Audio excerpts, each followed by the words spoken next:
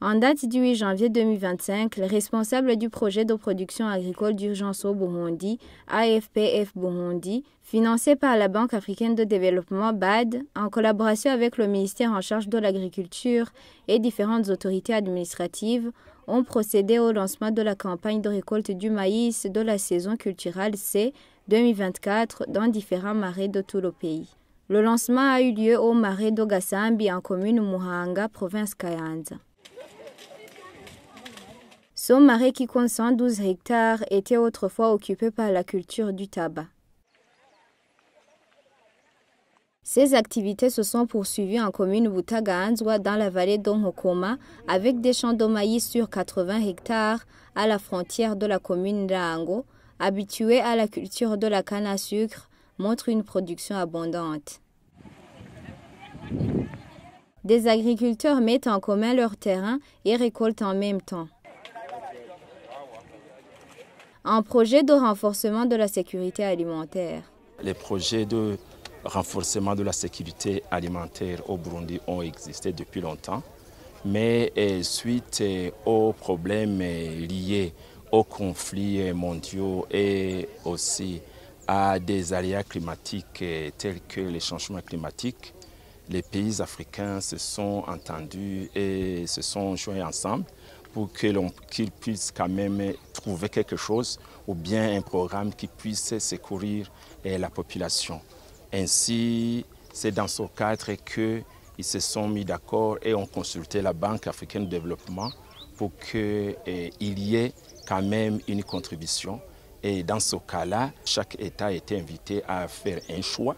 Le Burundi a fait un choix de développer les céréales, le maïs et le riz pour pouvoir renforcer et aussi garantir la sécurité alimentaire à la population.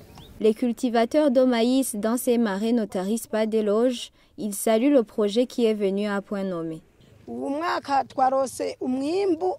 wongera ko kuwo twimbuye mu mwaka uheze inshuro kabiri jewe narasaruye ibigori ndavyitondera ndabihungura ndavyanikira neza nabishoye kuri anagesa je ndavye amahera narose amahera mpitana umwana kiri muto aza kumparurira jewe ntari gushobora guharura mbandanya nshimira uwo mugambi uzubandanye udufasha kuko aho biziye ubu namaze kumenya gutera ku murongo namaze kumenya gutera ibigori bibiri bitatu bisahuranwa umwavu ugasanga ntibyakunze ubu nsaruye nishimirije turamaze kurosha kubona akarusho gose gasumba imisigati yari ngaha kuko aha hantu uyu mwaba mutemye ko ibigori ku misigati bampa 150 ariko ubu ku bigori amajana 3 nzoyakurayo ico noshimira rero umwumbi w'ibigori urasomba umusigati uyu mugambi tuwusavye kuza baraduha gafumbire kare n'imbuto bayituronse muga ku rugero rutavuna buke ku rugero tubavuna no kuri nico twabasaba. La délégation a visité également la vallée de Nyawisesera qui se trouve à cheval des deux communes, Gatara et Matongo. Cette vallée compte des champs de maïs d'une superficie de 52 hectares. Un autre marais dont les agriculteurs sont soutenus par le projet de production d'urgence est celui de Kayave qui se trouve entre les communes Kayanza et Kabarore. Les champs s'étendent sur une superficie de 31 hectares. Ce marais présente des spécificités car la population a procédé par l'irrigation des champs de la saison A semés avant les premières pluies. La population se réjouit de la pluie reçue qui va l'aider à se développer. Le projet a également soutenu des populations avec des centres de rayonnement dans les communes de Butaganzwa, Kayanza et Kabarore. Ces centres permettent aux agriculteurs de mettre en commun leurs terres pour cultiver des semences sélectionnées avec des nouvelles techniques agricoles. Dans ce cadre, le projet consiste à créer des centres de rayonnement en commune Musema de 18 hectares. En commune Kabarore, il y a quelque chose de nouveau. Il y a une résilience économique et climatique de la population qui a cultivé du maïs sur le sol rocheux. Ces champs se trouvent sur la colline Songore et s'étendent sur 20 hectares. La visite s'est terminée dans la vallée d'Okarira dans la zone Gene en commune Kabarore. Cette vallée est partagée entre les collines Rukere, Rorero, Karama et Charatse. Elle s'étend sur une superficie de 30 hectares. Les cultures de maïs approchent la période de maturité. Les agriculteurs saluent le projet et attendent une bonne production. La production et les résultats du projet sont salués par les différents acteurs œuvrant dans le secteur de la sécurité alimentaire.